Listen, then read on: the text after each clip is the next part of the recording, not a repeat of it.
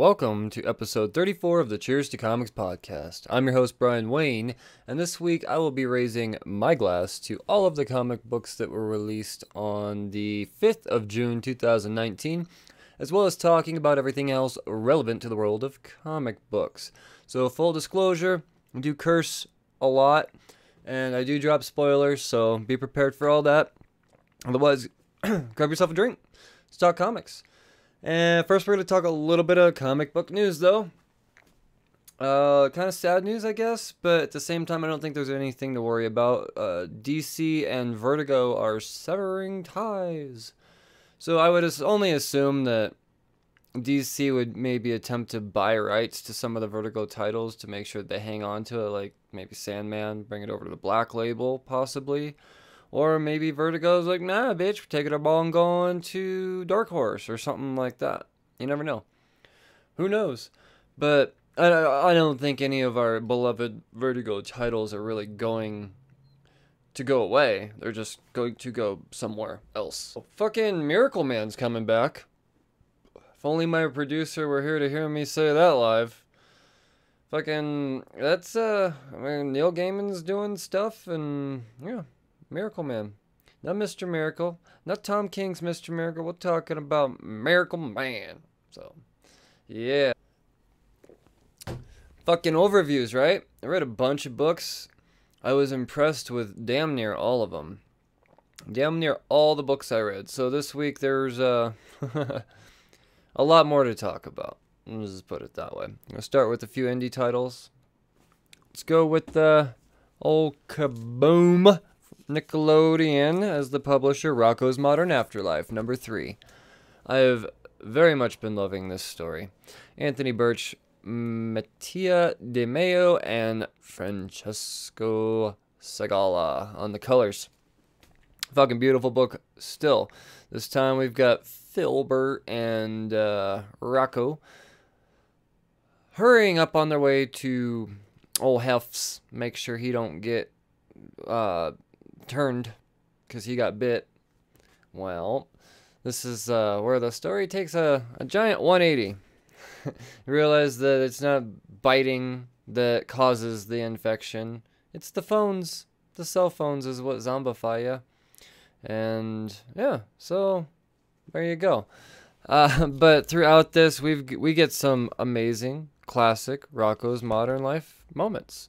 The whole point really is and they find all this out at Hook Labs. That's what it comes down to. Is they get Hef over to Hook Labs, and we've got Dr. Coy, and then you realize that the boss, Dr. Coy's boss, isn't there. It doesn't have this research facility to fix anything. So when he finds out that she's trying to get the cure to this virus, which Hef just so happens to hold, or be the answer to, be the subject that they come to the conclusion that it's not transmitted via bite, is what it comes down to. He isn't so cool about that. And, yeah, Conglommo's the name of the company that's being bad. So they're responsible for this whole thing. Turns out they created the virus, so I fucking love this book so much. It is so Rocko's Modern Afterlife. Image Comics. Thumbs. Number 1. Sean Lewis. Hayden Sherman. Fucking dope book. Brand new story concept. The art in it is just as twisted and awesome as you could hope. I love the color scheme. It's pretty much just black or grayscale with pink. So fucking beautiful. Essentially what it's about takes place in the future, and we've got this quadrillionaire that makes it so that underprivileged folks have all the access to technology that all the rich people would. So he gives this free software and hardware and video games, and oh yeah, all the broke people get to play too. And essentially what he's been doing is subconsciously building an army with all the broke people what has been using the technologies. It's a fucking beautiful book. It's a beautiful book. I don't want to say too much because I think everybody should read it on their own. Sharkey the Bounty Hunter. Sharkey the motherfucking Bounty Hunter number, what are we on now? Number 4. Uh-oh. 2/3 of the way through. I'm going to miss this when it's done. Mark Millar, Simone Bianchi, and Matteo Vittani, covered by Bianchi. So, Sharkey catches, what's her name? Edra? I can never remember her name. Edra? The bad bitch. Well, once she's caught, he's also got his ex Judah with him, and he's still got old fucking Ballet as well. Still, the mission is to get Ballet to whatever family he has left. So he catches the old bitch. Well, she explains, look, yeah, no, everybody in the world's after me, but believe it or not, all these motherfuckers that are after me are super fucking evil. If you look at my rap sheet, yeah, I've killed a lot of dudes. And, well, they were all bad. And as it turns out, I'm here to help humanity. So Sharkey kind of gets this change of heart. It takes him a minute. Judah's talking him into it. Sharkey gets this change of heart, and then that motherfucker Big H shows up. Big H is also after the billion coda bounty, and he takes her. He does. He gets the bitch, and takes her to fucking what's his name? Pinto Khan. Pinto Khan's the guy, the big guy that really wants this Edra bitch dead. Well, he takes her to her, and then boom, kills fucking Big H too. Cause I mean, yeah, sorry, billion coda bounty means nothing when you dead. Let's move on to DC now. DC Comics had some good stuff. We're gonna start with Shazam. Shazam number 6.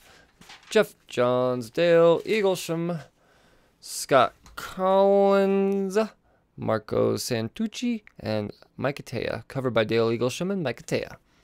So, Billy Batson and Mary are escaping the Funlands. And they're going to go try and save all of their other folks. And the first stop is Wildlands. But before they get to the Wildlands, whoop, they're whisked back home.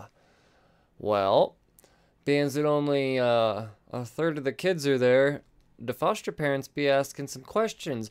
By the way, Billy's real dad's there. So we get, I mean, that's really essentially what's going on here, is we get the reuniting of Billy and his daddy, his real Faja. Meanwhile, Pedro and Eugene are trying to escape the game lands. So we get that whole montage. We don't get anything from the Funlands, or the Wildlands in this one. So, you can only imagine what the next issue is going to entail with the Wildlands. And, by the way, also, Savannah beats the fuck out of Black Adam. And he brings him into that little wizard throne room, and some evil's about to happen, I betcha. Mr. Mind's behind it all as normal. But as if all of that wasn't badass enough, the end of the book actually, any of that could have ended, like been a cliffhanger point. Billy meets Daddy, and the end. Savannah beats the fuck out of Black Adam. The end. How about Mary explains to the foster parents why the rest of the kids ain't there? Well, we could imagine what that means, right? She straight up Shazams out in front of her folks, and it says, oh, by the way, we're fucking superheroes, bro. Yeah. Deep shit, right? Yet to be a dud through 6 issues? 6 issues. Good shit, Shazam. Justice League number 25.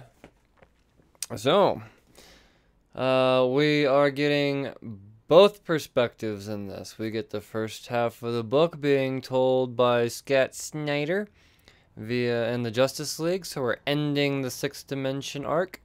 And then the last half of the book is more Legion of Doom status, and that's the James Tynion writing, like it always is. So I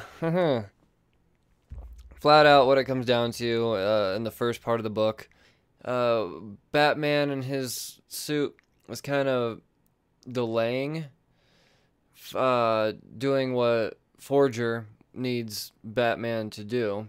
Meanwhile, New Justice League's fighting old Justice League and blah blah blah. But Batman in his Batman-y ways, really the mission, what he's supposed to be doing is making sure that Superman dies.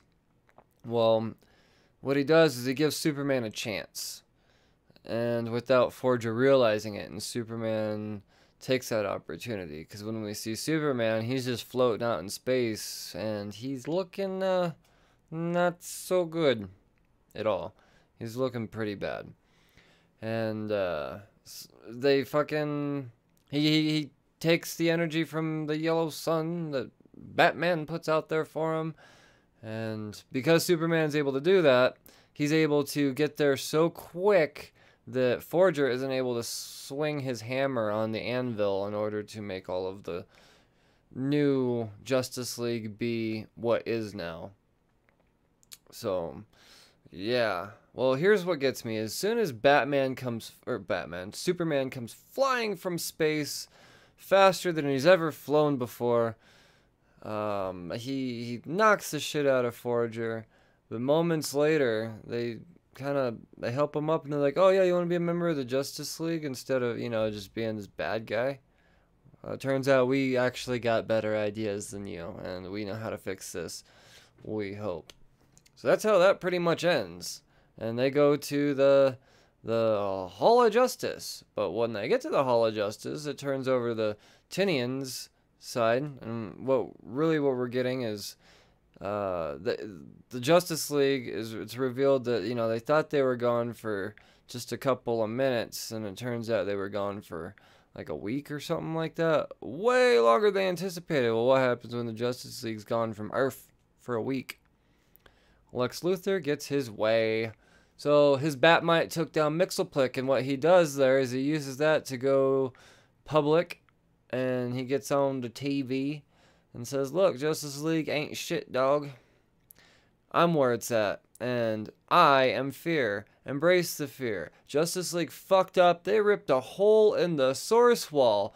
See issue blah blah blah blah blah. That was Justice League No Justice, actually. I didn't have to blah that out. I actually knew that. So yeah, that's when all that occurs, and then here we are 25 fucking issues later. And Luthor is pretty much telling the world, embrace the fear. Go out and be evil, bitch. It's the year of the villain, y'all. V-Town. What? I don't know. He doesn't say that. He should have said that. I'm ashamed of you, James Tynion. I don't know.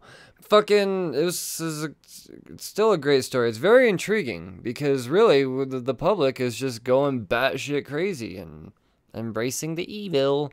Meanwhile, the Justice League's like, whoa, what are we going to do about all of the world being bad? And it's not like they're going to listen to us because they're under the impression that we caused all this shit. And they did. Lex Luthor was right. Batman Teenage Mutant Ninja Turtles for the third time. Issue number 2. So, really, this is... we know at the end of the first issue, old Kevin Eastman, Raphael, comes in, and the new Bat family as we know it is Batman. Splinter is merged with Alfred, and the Robins are merged with the Turtles, and Batman is brothers with the Turtles, and yeah, all of these worlds are merged. Really what we're getting here is an entire issue of Raphael explaining, or Kevin Eastman's version of Raphael, because Kevin, like, the art in here is very different. We got two different artists on the panel, and that's how we differentiate which turtles are what, or which dimension. It's fucking brilliant. This is a brilliant book, it really is. And yeah, Raphael is saying, well, really it's Krang. Krang. He's the one responsible for it all. And yeah. And then one of the last pages is Krang teaming up with the Laughing Man. And the Laughing Man would be if Shredder and Joker fucked, made a baby. I'm digging the shit out of this Teenage Mutant Ninja Turtles Batman crossover. I gotta still watch the the animated series what's gonna happen, but yeah. Oh, my last DC book of the week, eh? DCeased, number 2. Tom Taylor, Trevor Hairsine, Stefano Guadiano, and Rain Barreto doing the colors. Ugh, I keep fucking those words up. Lionel Yu and Tom Al Murray did the cover, or at least one of them. I picked up three covers this week, but those get talked about in another section of the podcast. Tune in a few minutes for all that. Alright, so what do we know about DCeased so far? We know Batman got the shit bit out of him by Dick. And never gonna get tired of saying that. And we know that Superman, it has fucking Lois and Superboy and Damian safe and sound. They're under the impression that Bruce is gonna be Q because they know that it's cell phones calls and the virus. Well, as we know, they're false. Bruce ain't Q. So let's go to what's happening in this issue. We get it starts out with Aquaman, and really, nothing really happens other than them they're pretty much teasing the fact that Aquaman is for sure gonna die. They haven't really given us any indication as far as what they've shown in this panel, but based off of what I am assuming about this story is that everybody's gonna fucking die. Nobody's safe. So we get a couple of pages of Aquaman. We get a couple of pages of Harley Quinn and Poison Ivy, and they don't know. I mean, they have no idea that there's an outbreak going on right now. At least Aquaman has some sort of inclination. Poison Ivy and Harley are going to... Poison Ivy's with Harley as emotional support to go break up with the Joker. Well, we just get really a couple of quick panels of, them explaining, okay, I'm here to support you, let's go do this, fuck that guy. And Mr. J, and he doesn't turn around yet, but we see his face, and he's all zombified the fuck out too, so Harley Quinn and Poison Ivy gonna die? I bet they is. Fucking goddamn. Now let's get to the meat of the story. Superman gets a hold of Bruce. Bruce gets a hold of Superman one way or the other. Bruce isn't dead yet. He's in a Mr. Freeze suit, slowing down all the blah blah blah that's taking him over. Meanwhile, you see Alfred in the background with a fucking double barrel, and he's just prepared to shoot. Well, Bruce explains, I'm fucked. This is how you take it down. Kill the internet. That's how you do it. Yeah. So we get that, and then we get another awesome... Oh, wait, there's more? There's totally fucking more. We get a new Green Lantern, bitch. Let me explain how that happens. Super spoilers. So, old Oliver... What's his name? Ollie? Ollie. I forgot. Fucking goddamn beer. Ollie and Black Canary is camping with the Green Lantern, and they're talking at the campfire, and Green Lantern's just being a Debbie Downer.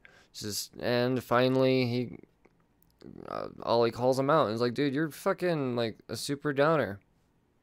So he goes into his tent, or Green Lantern, Hal, goes into his tent, and pulls out his phone. We all know what's gonna happen there, right? What happens when a Green Lantern turns into a zombie? Some fucking bullshit, that's what happens.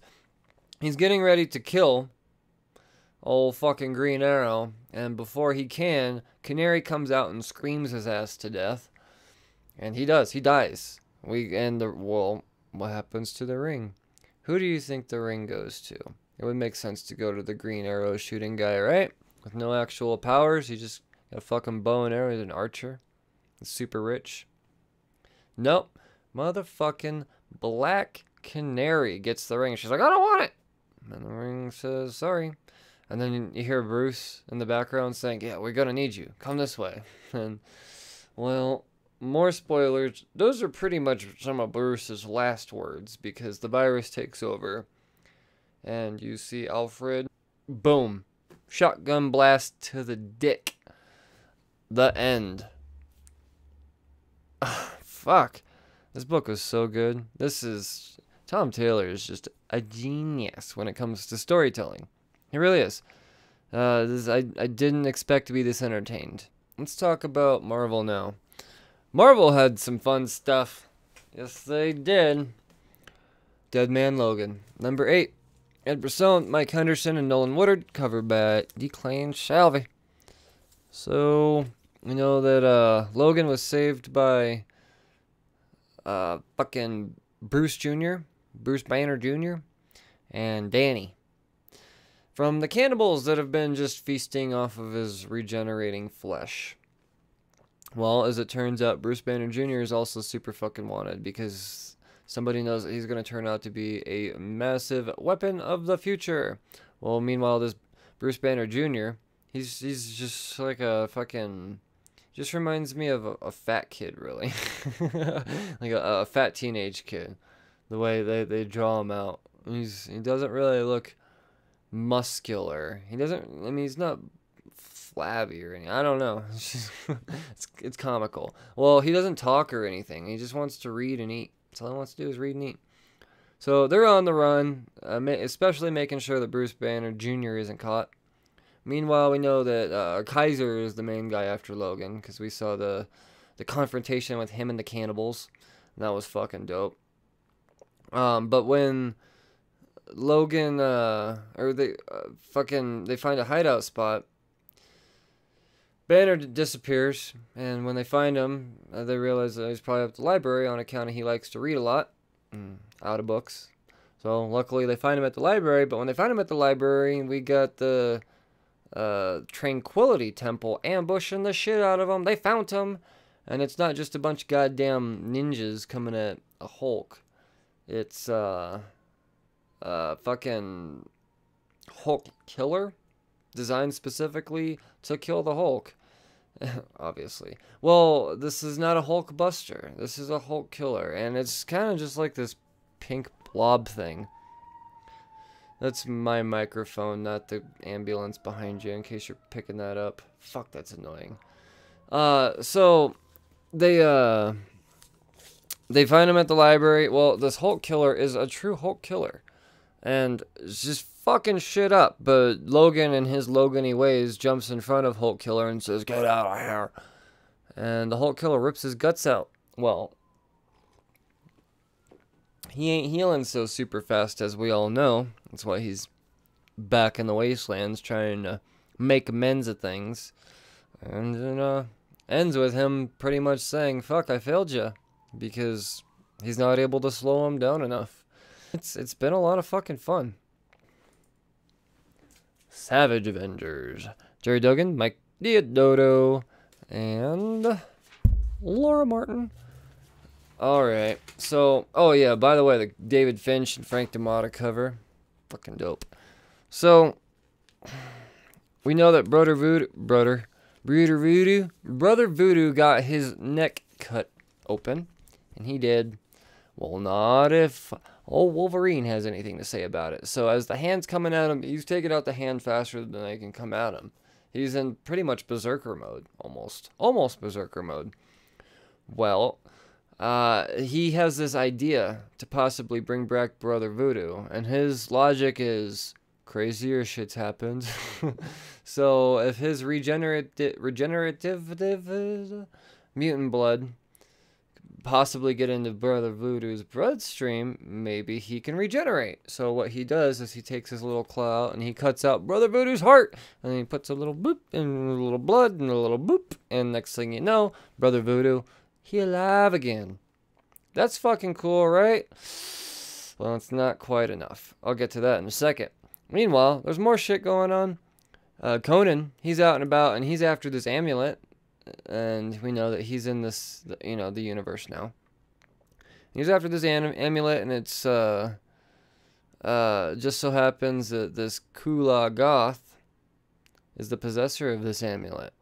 Kula Goth is the guy that's in charge of getting all these people killed, because they're trying to make all this blood and summon something and, fucking rituals and whatnot.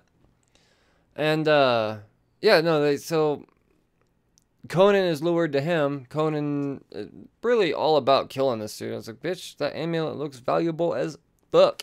But Kula Goth is magic! And it's too much for Conan. So what he does is he just does whatever he can to just cause a diversion, and he grabs the first thing he can, smashes it up against old Kulal Goth's head. Just so happens to be a magic lamp that has venom in it. Yep. Yep. Don't know how I feel about that. Maybe because they just really didn't touch on the venom part enough, or why venom was in a lamp or whatever. All they say is, oh no, it's too early for this to happen. Once again, confusing, but yeah. Venom's a thing now in the book. And then it ends with Wolverine and Brother Voodoo being captured by the Hand and brought to Kulal Goth. That's because it's just too much. Wolverine spent too much time fucking doing whatever he was doing to Brother Voodoo. And then the real ending of the story is Frank Castle gets teleported to the old, where are they at? The City of Sickles. That's where all this is taking place. And fucking, where's my family? Family. Where's my family?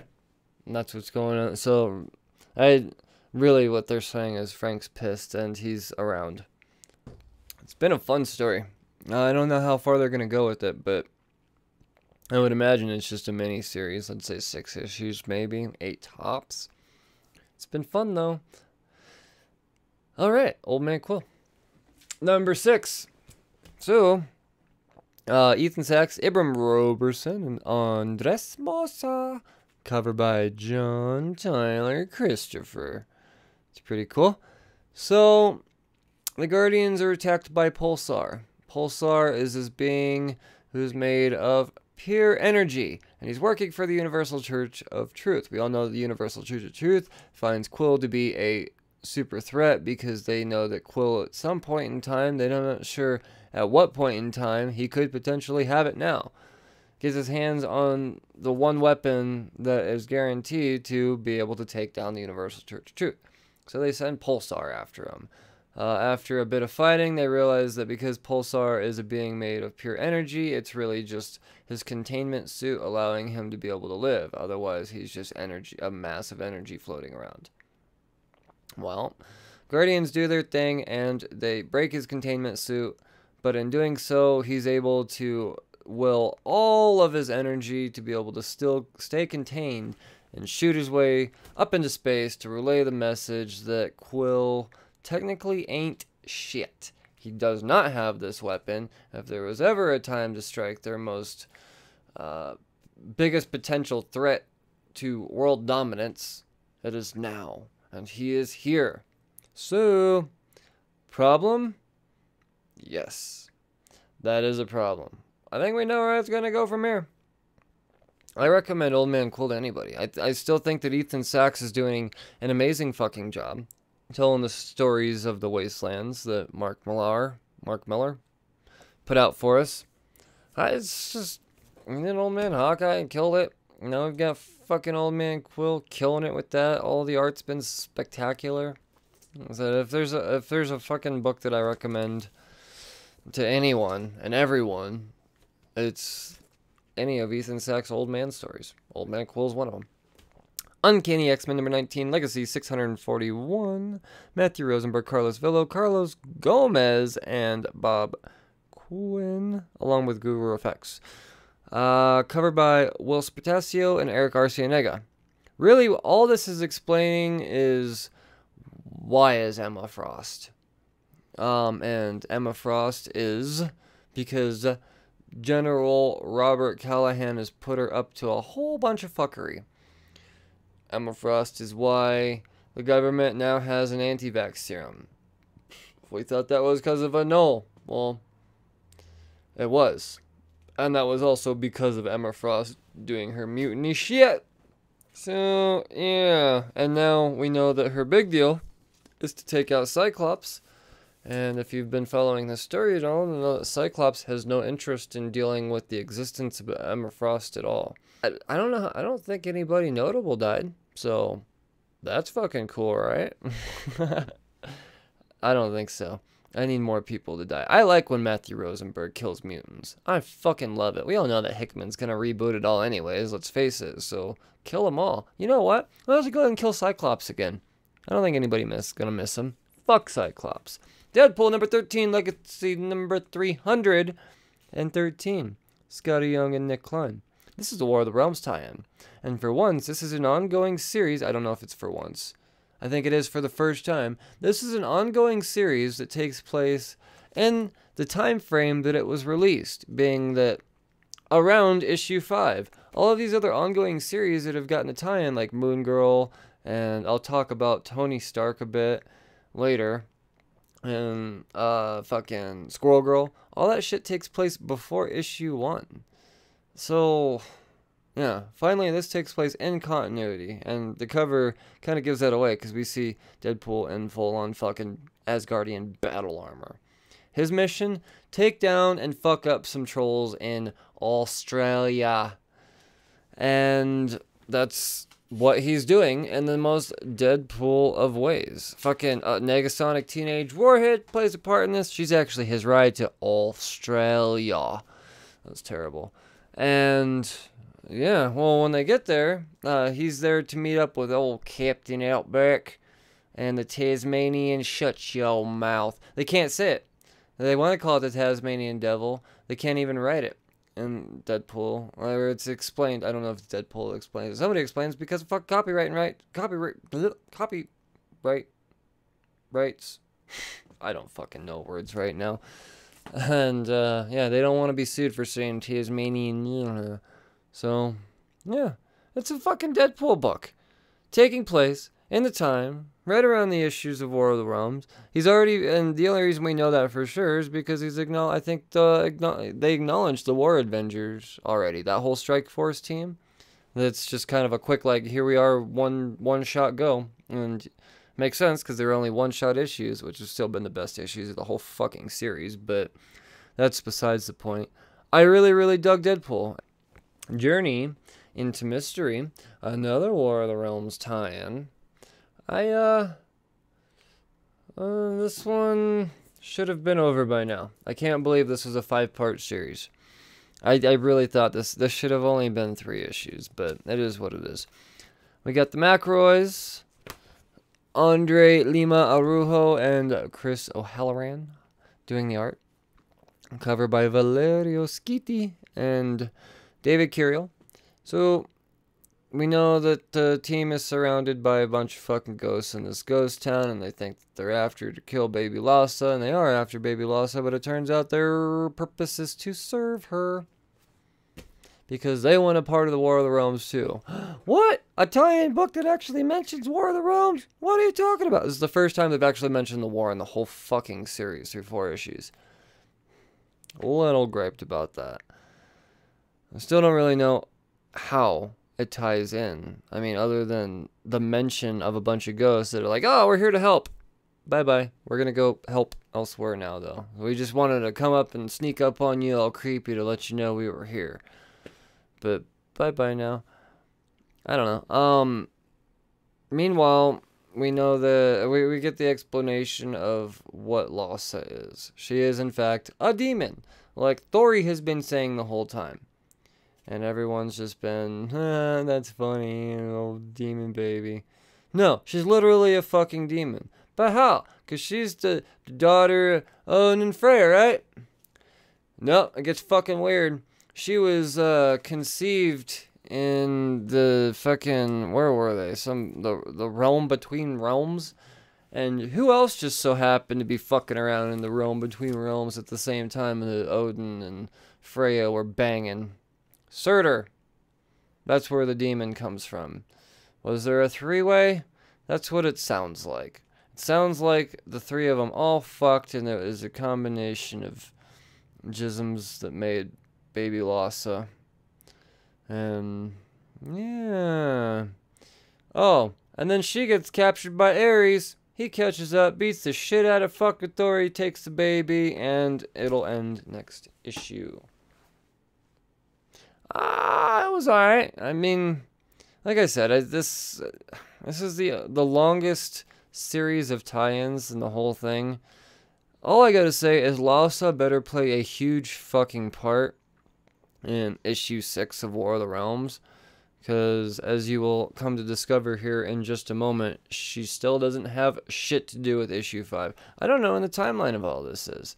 You know that Cinder's after fucking, or has got Ares after him, because it's Cinder that's after the baby, not necessarily Ares. Ares actually wants to be good, but in order to do so, he has to obey old Cinder, so, yeah, I don't know, I'm not saying I don't like it by any means. It's just another one of those instances where, do we need it? Fuck, we better get some payoff with Lhasa. She's a god baby. It's just been introduced in a story about gods. Right? I mean, technically, that's what the War of the Realms is. It doesn't really have much to do with Midgard. It's more about the gods fighting their war on Earth. I don't know. Let's talk about issue number 5 of the War of the Realms. Jason Aaron, Russell Dalterman, and Matthew Wilson. So, oh, and Arthur Adams doing the cover up. Obviously. It's fucking killing it with the covers, man. Killing it. So really, what this book is for the first 80% is just more of them telling the story of what all of the Avengers are doing. We're getting more team-ups. More odd team-ups now that the Strike Force is unassembled. We're getting, I mean, as if the Strike Force is more odd team-ups enough. Now we're getting more shit. Now, what do we got? Just, if I were to randomly open shit up. Oh, the Fantastic Four and Iron Man taking down some fucking Frost Giants. Yeah. Yeah, that's fucking cool, right? Curse and, oh, what's the guy? And Destroyer fighting. That's fucking cool. Captain America and Captain Britain fighting side by side. You get the idea, right? But what actually, I mean, how is this? It's a lot of playing into the fans. I get that. But then at the end, we get all the drama. We know that Odin and Freya, they tied up. Possibly dead now. Possibly fucking dead, being used as bait. Thor is, he's on a fucking rampage doing his thing. Maybe tied up again. Possibly captured again. I don't know. The biggest part is that last page. The last page is old Jane Foster, who has been reignited back into the world and no longer has the cancer. It's remissed. Good for her. And she calls upon this weapon, and she exclaims, "There could be more than one Thor." Guess what that means? Well, we could only guess, because that's where it ends. Because she's all fucking, Thor, and, I got an axe now, and I don't know. Fucking dope. It really is. I love it so much. So much. So that's all I've got for the overview. Let's move on to the old honorable mentions now, shall we?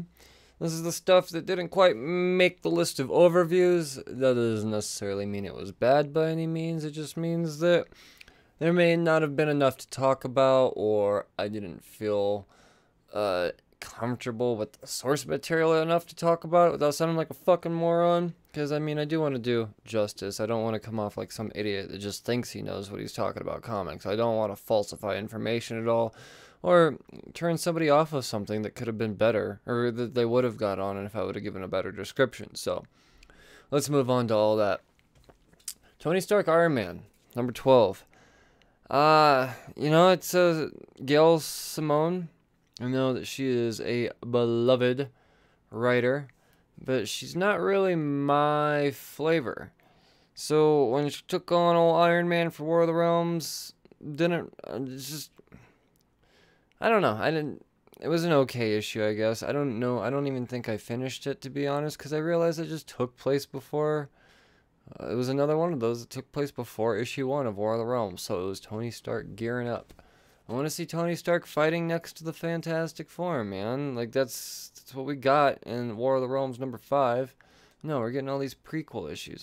So really, it's just a filler issue. After the whole Escape thing, I guess Dan Slott's not like, no, I'm not doing fucking War of the Realms. Bye. Even though he did Fantastic Four. I don't know. it would have made sense now that I think about it. He's also doing Fantastic Four, so I don't know. I think it was just a botched opportunity. Cosmic Ghost Rider destroys Marvel history. Number 4. I think this is a 6-parter. Not. Like I said, I read the first issue and I thought to myself, this is probably going to be a book that make it easy on heavy weeks for me to cut out if I had too much stuff to talk about. And once again, it was that book. So I will eventually read them all, probably once it's all said and done. And if it's something, yeah, well, I guess the next issue that comes out is going to finish it off. So, yeah, who knows? Spider-Gwen Ghost Spider, number 9, Legacy 49, Shawnee McGuire. It's coming to an end, I think, at this one or something. And then Shawnee McGuire's rebooting it again and bringing her into the 616 bitches. So, yeah, I don't know. Fucking... But really what it came down to, as soon as they announced the reboot, I stopped reading. I kept collecting because I'm a fucking completionist, I guess. But, yeah, I stopped reading just because I know they're rebooting it. And to me, Gwen Stacy seems way more interesting in our universe than she is in this universe of her just trying to still cope with the aftermath of Spider-Geddon. But, yeah. I know the book is for a lot of people. I'm not trying to deter anybody from the book at all. Once again, it's just not a book for me. It's a character that I want to get into, so I continue to buy it, hoping that it's gonna fucking finally do it. But we'll see. Like I said, I think she'll be much more interesting all up in our shit in the 616. New Agents of Atlas number 3. This was just one of those books I'm not impressed with how issue 1 read to me. So skipping it. I don't know if there's any weight to the story at all. But because I told myself that I'm buying every single tie-in to all of the War of the Realms books, kind of needed it. So, yeah, there we go. Guardians of the Galaxy Annual, number 1. This is a Donny Cates, Al Ewing, Tini Howard, all writing 3 different stories, 3 different perspectives. It was a fun book. But because it was 3 different stories, I don't think I could do any of them justice by talking about them all in the length that they needed to. Plus, they were all kind of spread out. Donny Cates' story was at the beginning and the end. So, yeah, it was fun. I mean, it's 3 great Donny Cates, Al Ewing, and Tini Howard. Tini Howard is currently writing Thanos, whom Donny Cates was the predecessor of, or she the predecessor? I don't know that word properly, I guess. But you get what I'm saying here. And Al Ewing is just Al Ewing. We all know what he's doing with Immortal Hulk, so everything he's touching right now, I'm sure, is just on fire. So yeah, a bunch of Marvel books made the fucking honorable mentions this week. I did also talk about a bunch too, so. DC honorable mentions, Batman number 72. Beautiful on the inside. Once again, it's just another long, drawn-out issue of them explaining shit that I think we already know at this point. Tom King is turning what could be 1 issue into 3 spread-out issues, and frankly, he's lost my interest in this book. Unless something fucking happens soon, I'm done. There were some cool moments, don't get me wrong. There were some really cool things going on. But as far as what the story actually is right now, I don't like this nightmares thing. I don't like this. Could it be? Is this real? Is this all a dream? Whatever. It's just a concept that's been played way too fucking much. But yeah, it's still selling. It's still selling. And we still got them for 13 more issues. So personally, I don't want to sound like one of them fucking negative-ass comic book nerds. No! Fucking Tom King, here's a death threat letter, 'cause not my Batman. But this is not my Batman right now. I'm not going to send him a death threat letter. And I'm going to still continue to buy the books, because I'm not going to not complete the run. Because I'm a fucking completionist. But I'm also not as excited on Batman as I used to be in the past, which I find to be kind of sad. But I have high hopes. I am really putting it out into the universe that issue 86 of Batman or issue 1 of Batman after 85, however they do it. I would only imagine they go to 86. It's not DC style to constantly reboot. Not at the same pace Marvel does. Tom Taylor. Dude, please, DC, listen to me. Tom Taylor is your Batman guy. That's your guy. Do it. Do it. Green Lantern number 8. Grant Morrison, Leon Sharp, Greg Olaf. I didn't read it, but that's only because I have a feeling that, I'm just going to open it up right now for the first time. I have a feeling that it's super wordy. It doesn't look super wordy. I might have botched this one, guys. I'm going to have to read this. It just goes to show, just because it made the honorable mentions doesn't necessarily really mean anything negative at all. I just maybe didn't get around to it. I don't know if you guys noticed the stack of comics that I go through, but it's a lot. Some indie honorable mentions. Ronin Island number 4. The only reason I didn't read this one is because the week that Ronin Island number 3 came out, I accidentally got a second printing of Ronin Island number 2 in my pull box instead of issue number 3. So I didn't read issue number 3 yet, and I keep forgetting to go back and get issue number 3 because I am legit liking this story. Just a Greg Pak up. Sometimes Greg Pak is down. New Agents of Atlas. But sometimes Ronin Island, Greg Pak is up. So this is one of those for me. I really want to read issue 4. That means I'm going to read issue number 3. Oh boy, we all know this book came out 192 of The Walking Dead. I'm disappointed that I can't talk about this book in the way that I want to because, as you all know, I'm not actually reading The Walking Dead. I've just been collecting it for the last 6 or 7 months now because of issues like this that pop up sporadically. Super milestone key issues. Huge spoiler. Rick's fucking dead. Rick's fucking dead. And I hear that rumor is Kirkman has announced that the book's going to follow more Negan, I guess? I don't know. Not reading the story. I would like to, though.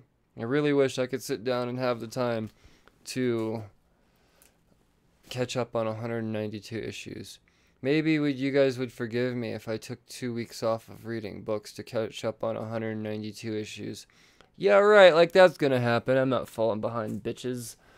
Last but not least, this one actually kind of merges in between the last honorable mention and also the first wall book. Picked it up for the cover, but out of curiosity, I read it. So let's talk about the reading part first. Black Cat number 1.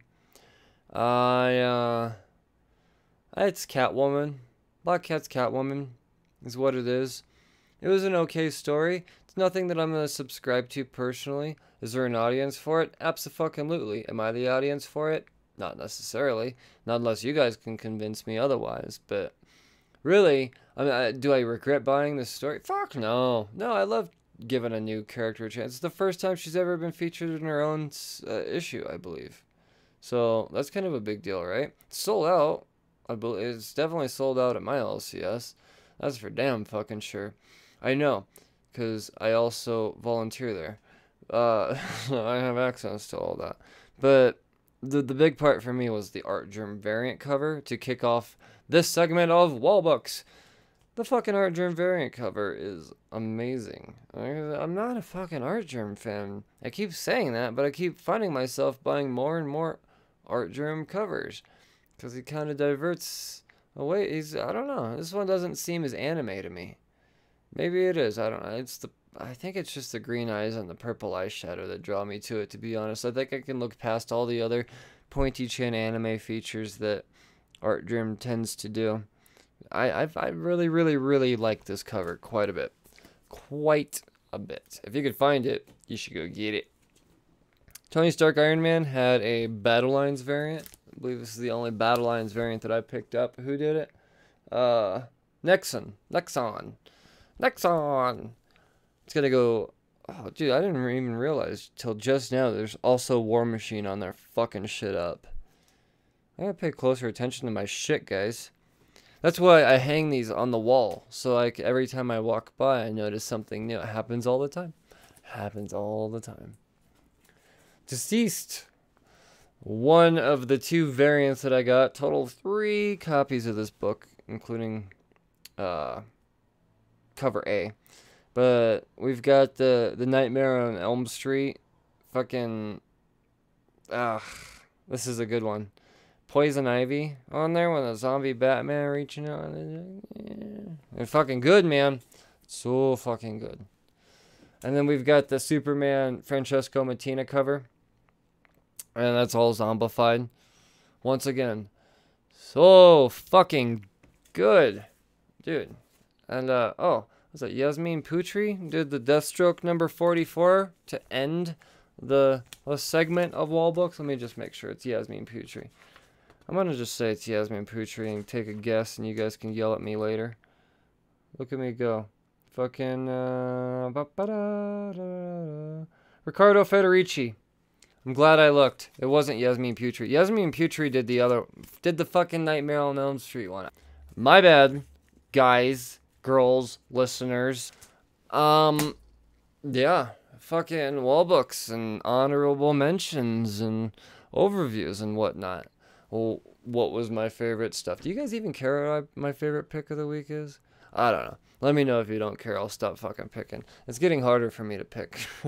My cover of the week was the fucking Francesco Mattina Superman. I know I keep trying to not pick Francesco Mattina because I'm super biased, but Francesco Mattina Superman. And then the other DCeased cover. Yasmin Putri doing the fucking Nightmare on Elm Street Poison Ivy fucking... so good. So good. Interiors, Rocko's Modern Life. Matteo Di Meo and Francesco Segala. It's Rocko's Modern Life. And it's coming to an end soon because there's only one more issue left. So I got to give it all the fucking praise it should and does deserve. Not typical comic book art. But being that I'm a fan of Rocko's Modern Life, it is very fucking Rocko's Modern Life. Because of how accurate the drawing is and the coloring and all of that. It's so much more authentic to me. And I could hear the voices. The actual voice actors, and it's perfect. It's beautiful. I fucking love it. The overall pick of the week, though, was DCeased again. A fucking double pick of the week. Goddamn, bet your stupid nuts. Your nuts aren't stupid. I bet your nuts are great. And if you don't have nuts and you did, I bet they'd be great too. I don't fucking. God damn it, beer. It is the Cheers to Comics podcast, so. Is it unexpected? Probably not. But yeah, no, those were all my favorites. There really was some hard stuff to choose from. I mean, the overall pick was a runaway for me, that's for sure. Fucking DCeased was amazing. Interiors, all of the books on the inside were beautiful. Thumbs was fucking mind-blowing, because that's not the grayscale and the pink, I love it. But like I said, Rocko's Modern Life, it fucking deserves it. It's a beautiful week for comics, man. It's a beautiful week.